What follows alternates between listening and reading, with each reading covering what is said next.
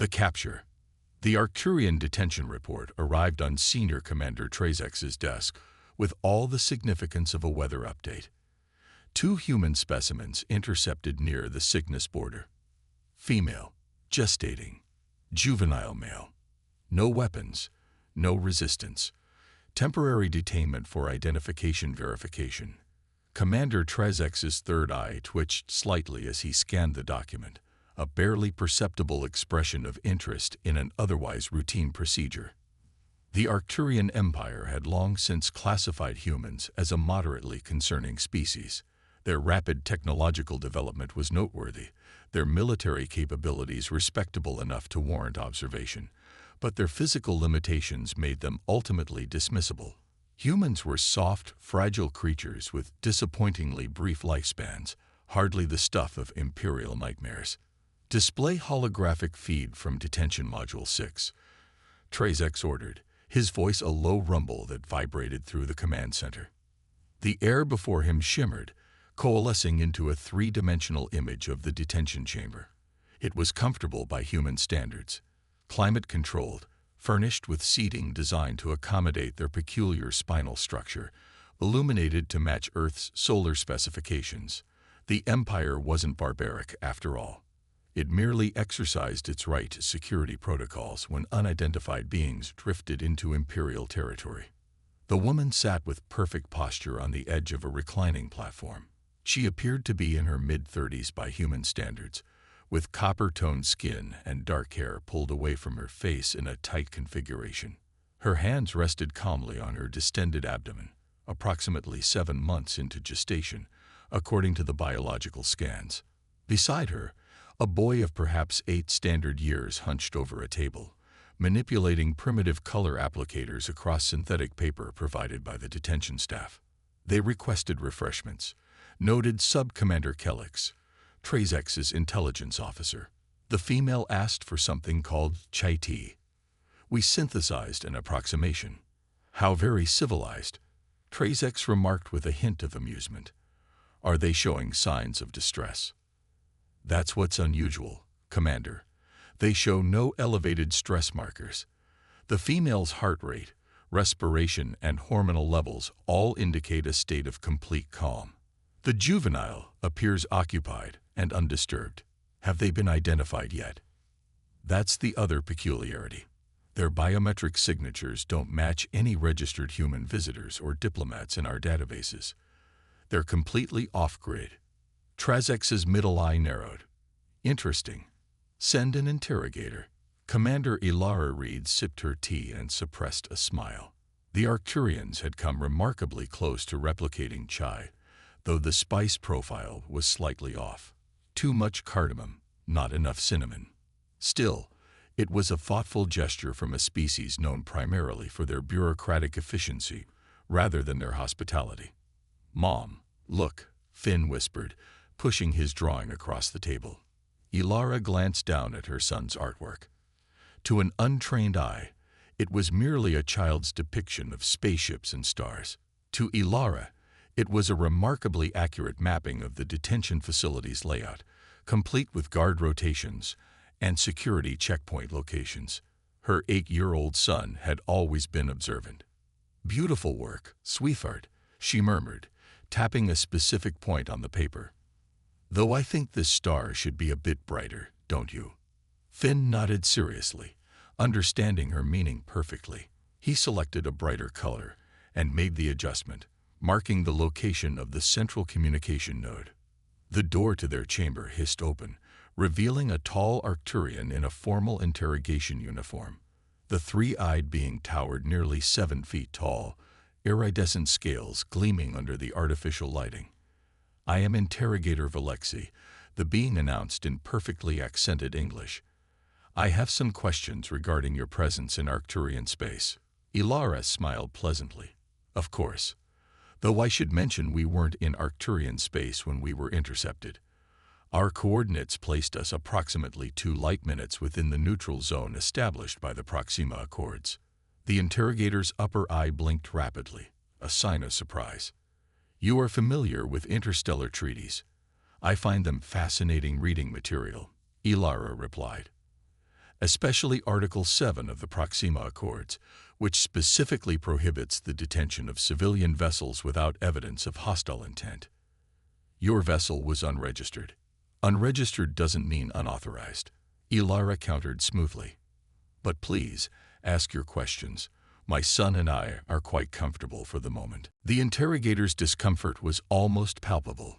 Humans rarely demonstrated such composure during detainment procedures. Most became agitated, defensive, or attempted to negotiate immediate release. This woman spoke with the measured confidence of someone expecting a favorable outcome. Your identity is not present in our records, Galaxy stated. I imagine not, Ilara agreed. You will provide your identification now. I'm afraid I can't do that. Ilara took another sip of tea. Protocol dictates that I maintain anonymity until proper diplomatic channels have been established. Protocol. The interrogator echoed. What protocol? Earth Intelligence Directive 342B, she replied casually. Perhaps your superiors would be familiar with it. It was included in the last diplomatic exchange between our governments. Finn looked up from his drawing. Mom, I'm hungry. We'll get something to eat soon, honey, Ilara assured him before turning back to the increasingly unsettled interrogator. My son requires regular nutrition. Human children have accelerated metabolisms.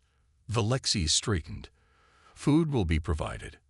However, your cooperation is required. Who are you, and what is your purpose in this sector? Ilara's expression remained pleasant, but took on a hint of steel. I have no hostile intent toward the Arcturian Empire. My presence here is incidental, not deliberate. Beyond that, I cannot disclose further details without proper diplomatic protocols being followed. The interrogator departed shortly after, visibly disconcerted by the encounter. Ilara watched the door seal shut and then turned to her son. How much longer? Finn asked quietly. Ilara checked the subtle chronometer embedded in her wristband. Not long now. Are you all right? The boy nodded, returning to his drawing with renewed purpose. Dad's going to be mad. Your father, Ilara corrected gently, will respond appropriately. In the command center, Trazex reviewed the interrogation recording with mounting concern. This is highly irregular, he muttered. She demonstrates diplomatic training. The child appears conditioned for detainment scenarios. Sub-Commander Kellex shifted uncomfortably. Sir, there's something else. A communication probe was detected at the edge of our sensor range. It transmitted a single encrypted burst before going dormant. Origin? Unknown. But the timing coincides with our interception of the human vessel. Trazex's scales rippled with sudden agitation. Run a deeper identification scan. Access the military archives. I want to know who these humans are. Kellex hesitated. Sir, that would require executive override. Military archives are restricted. Override authorized, Trazex snapped. Execute immediately. The minutes that followed stretched into an uncomfortable silence as the system processed the request. When the results finally materialized on the command screen, Trazex felt his blood run cold. Verification confirmed, the system announced. Female human identified as Commander Ilara Reed, Earth Special Intelligence Division. Current status: on leave. Previous assignments: classified. Specialization: strategic analysis and covered operations. Notable accomplishments: classified. And the child? Trazex demanded. Finn Reed. Age: 8 standard years. Genetic profile confirms paternal lineage. Admiral Marcus Reed, Supreme Commander of Earth's Defense Fleet. The command center fell silent. Even the ambient hum of the life support systems seemed to fade as the implications settled heavily upon them all. We've detained the wife and child of the highest-ranking military officer in the Earth Alliance, Kellex whispered, his voice barely audible. Trazex's third eye closed completely, a gesture of profound distress among his kind. Contact Central Command immediately. This is now a Severity 1 diplomatic incident. Sir, interrupted a junior officer, We're detecting unusual activity at the outer markers. Multiple signatures have appeared on long-range scanners. Identification? None, sir. They're running silent. On the holographic display, Lara Reed calmly poured herself another cup of tea while her son continued drawing. The boy was now sketching what appeared to be a formation of ships surrounding a central structure that looked suspiciously like the detention facility. "Get me direct communication with Earth's diplomatic corps," Trazek ordered, his voice now tight with urgency. "And double the guard on Detention Module 6. No one enters or leaves without my direct authorization." As the command center erupted into frantic activity, the surveillance feed captured a moment between mother and son. Lara leaned down and whispered something in Finn's ear. The boy smiled. Not the smile of a frightened child, but the confident grin of someone who knew exactly what was coming next. Across the void of space, aboard the Earth Alliance flagship Indomitable, Admiral Marcus Reed stood motionless before the central viewport. His uniform was impeccable, his posture rigid, his expression carved from stone. Only his eyes betrayed emotion, cold, focused fury that seemed to pierce the darkness between stars. "Confirmation received, Admiral," reported his executive officer. "The encrypted signal matches Commander Reed's emergency beacon. Location verified at Arcturian Detention Facility 7. Around him, the bridge crew maintained professional composure, but the tension was palpable. Every officer present knew what this meant. The Admiral's family had been taken. "Deploy the Vanguard," Reed ordered, his voice perfectly controlled. "Silent approach. Defensive positions only. Rules of engagement, sir." Admiral Reed turned slowly from the viewport, his gaze sweeping across the bridge. When he spoke, his words carried the weight of absolute authority. "Standard protocol. We are conducting a diplomatic retrieval operation." He paused. "However, ensure all weapons systems are fully operational. The Arcturians need to understand the gravity of their error." "And the Galactic Council, sir. Inform our representative. It's time the Council learned a lesson about human families." Throughout the vastness of space, ships began to move with silent precision. No communications, no declarations of intent, just the methodical deployment of Earth's most advanced military vessels. The message was clear to anyone monitoring their movements. This was not an act of war, yet, but a demonstration of exactly what humanity was capable of when provoked. In her detention chamber, Lara Reed felt the subtle vibration of her implanted communication device, a sensation imperceptible to Arcturian sensors. The fleet was in motion. Her husband had received her message. She smiled at her son. "It won't be long now, Finn. Your father is coming." The boy nodded, adding final touches to his drawing.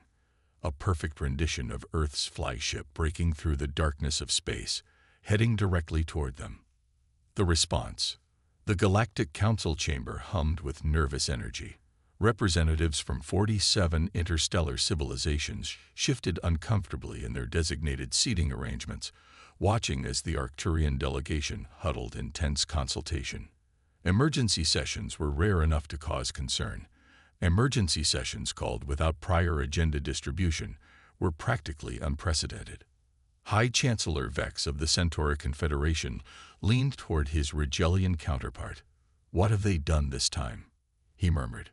The Regelian ambassador's crystalline form shimmered with subtle anxiety patterns. "Something involving humans, apparently." A ripple of movement swept through the chamber as the main doors parted. The Earth representative had arrived. Ambassador Helena Chen walked with unhurried precision, her simple gray diplomatic uniform a stark contrast to the elaborate ceremonial garments favored by most council species. She carried no visible technology, no data pads or communication devices, just a small wooden box tucked under one arm. Her expression revealed nothing as she took her seat at the human delegation's modest platform. "This emergency session of the Galactic Council is now in progress," announced the Council mediator, a neutral AI interface projected above the central podium. The Arcturian Empire has requested immediate intervention regarding a diplomatic incident with Earth. All eyes turn to the Arcturian delegation. Prime Delegate Zorix rose, his triple-jointed limbs extending to full ceremonial posture. Distinguished colleagues, Zorix began, his translator rendering his clicking speech into standard Galactic Common. A regrettable misunderstanding has occurred. A standard border patrol intercepted an unregistered vessel near the Cygnus neutral zone. The occupants, 2 humans, were temporarily detained for identification verification, as is standard protocol. Ambassador Chen remained motionless, her gaze fixed on some distant point. Upon further investigation, Zorix continued, scales rippling with discomfort. We discovered the detained individuals are family members of a high-ranking Earth military official. We wish to assure the Council and our Earth colleagues that this was a procedural misunderstanding. The humans are being treated with all appropriate diplomatic courtesies while we arrange for their immediate release. Chancellor Vex raised a thorny appendage. Which high-ranking official are we discussing? The Arcturian delegate's middle eye blinked rapidly. Admiral Marcus Reed, Supreme Commander of Earth's Defense Fleet. A collective intake of breath, or equivalent respiratory response, swept through the chamber. Even species with limited understanding of human military structure recognized the name. Admiral Reed's strategic brilliance during the Proxima conflict had earned him a reputation that extended well beyond Earth's sphere of influence. You detained his what? Pressed the Regelian ambassador. His mate and offspring. Zorix replied, his voice now noticeably strained. The female is also a military commander, currently on reproductive leave. All attention shifted to Ambassador Chen, who finally stirred. She placed the wooden box on the table before her and opened it with deliberate slowness. From within, she removed a single sheet of paper, an archaic communication medium that caused several delegates to lean forward in curiosity. The Earth Alliance, Chen began, her voice calm and measured, wishes to inform the Council that we consider this matter a Level 1 diplomatic incident. Surely that's an overreaction, interjected the Nebulan representative. Temporary detention happens constantly along contested borders. Chen's expression remained impassive. Commander Ilara Reed and her son were traveling in a registered diplomatic vessel within the neutral zone established by the Proxima Accords. Their detention violated 7 separate interstellar treaties to which the Arcturian Empire is a signatory. The vessel was not broadcasting diplomatic identifiers, Zorix protested. It wasn't required to, Chen replied. Under Protocol 7 of the Diplomatic Identification Treaty, vessels carrying immediate family members of senior military personnel may maintain communication silence for security purposes. The Council mediator's projection flickered. Ambassador Chen, what does Earth seek as resolution?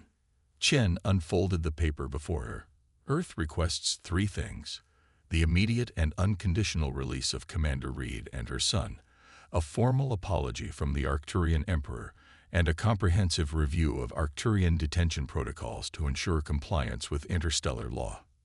Zorix's scales flattened against his body, a sign of intense stress. The Emperor does not issue personal apologies. It violates our sovereignty protocols. Then perhaps, Chen suggested, still perfectly composed, the Emperor would prefer to discuss the matter directly with Admiral Reed. I'm told his fleet has already established position around the detention facility. The chamber erupted into alarmed chatter. Earth has deployed military assets without Council authorization. This constitutes an act of aggression. Ambassador Chen waited for the commotion to subside. No aggressive action has been taken. Earth's vessels maintain defensive posture only. They are present to escort Commander Reed and her son home. Nothing more. How many ships? Demanded the Arcturian delegate. Chen consulted her paper. 17. 17 warships for a diplomatic retrieval. Zorix's voice rose in pitch. That's excessive force. On the contrary, Chen replied, it's remarkable restraint. Admiral Reed commands Earth's entire defense fleet.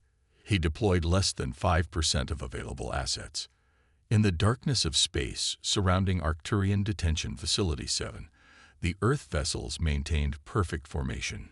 No weapons were actively targeted, no shields fully powered. Yet every Arcturian sensor operator watched with growing anxiety as the human ships held their positions with unwavering precision. Aboard the flagship Indomitable, Admiral Marcus Reed reviewed the latest transmission from the detention facility.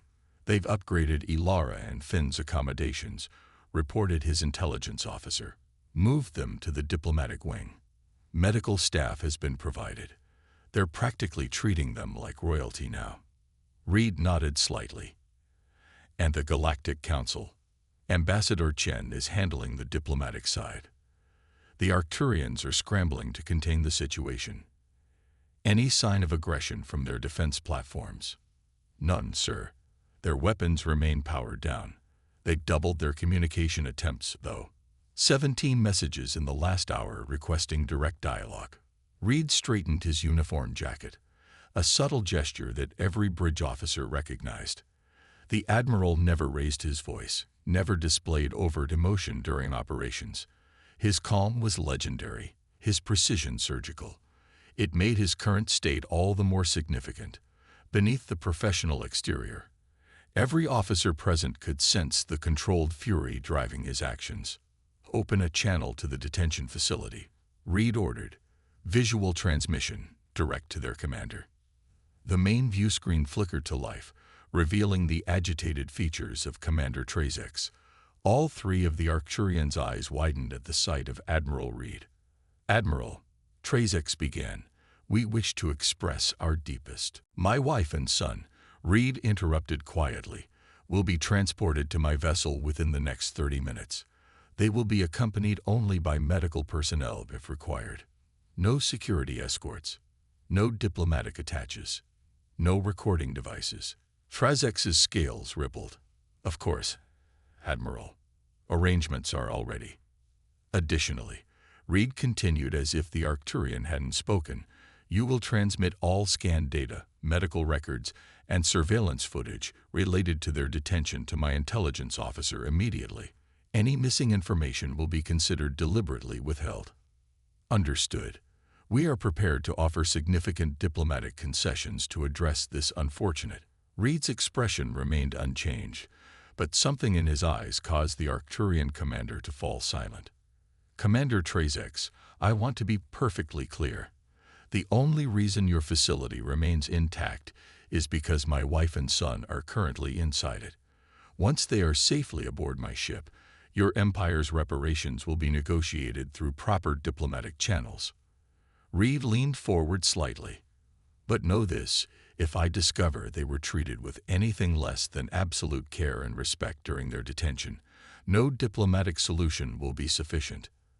The transmission ended, leaving the Arcturian commander staring at a blank screen, all three eyes wide with the sudden understanding of just how precarious their situation had become. In the diplomatic wing of the detention facility, Ilara finished packing the few belongings they had brought on their journey.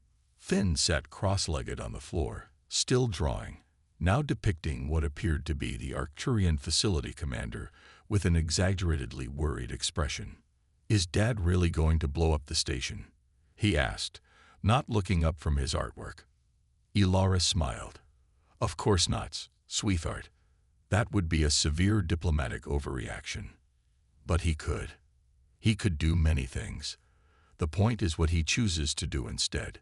She knelt beside her son. "That's an important lesson, Finn. Power isn't about what you can destroy. It's about what you choose to protect." A soft chime announced the arrival of their Arcturian escort, a medical officer and 2 diplomatic staff who maintained a respectful distance. "Commander Reed," the lead diplomat began nervously, "your transport is prepared. Admiral Reed has requested immediate transfer." Ilara nodded. "Thank you. We're ready." As they moved through the corridors toward the docking bay, Finn studied the anxious expressions of every Arcturian they passed. Some averted their eyes, others bowed slightly. "They're afraid of us now," he observed quietly. "Not of us," Ilara corrected. They're afraid of consequences. The diplomatic shuttle was luxuriously appointed, clearly the vessel reserved for visiting dignitaries.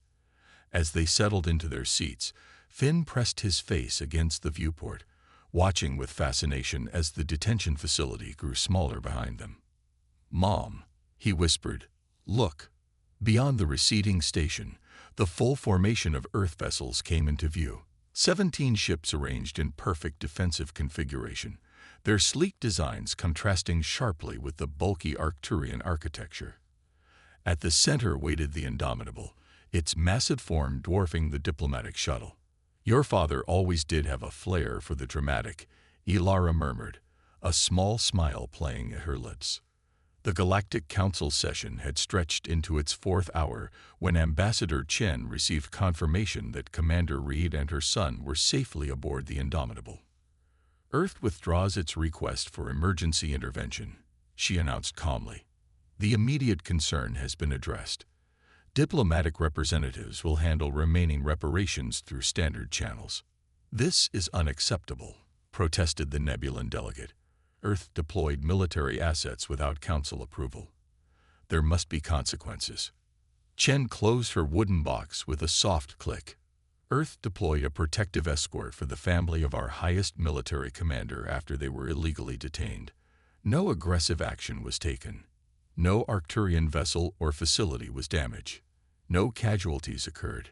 The implied threat," began another delegate, "was precisely that. Implied," Chen finished. "Perhaps the most valuable diplomatic lesson today is understanding the difference between what could happen and what does happen." As Chen gathered her belongings to depart, Chancellor Vex raised one final question.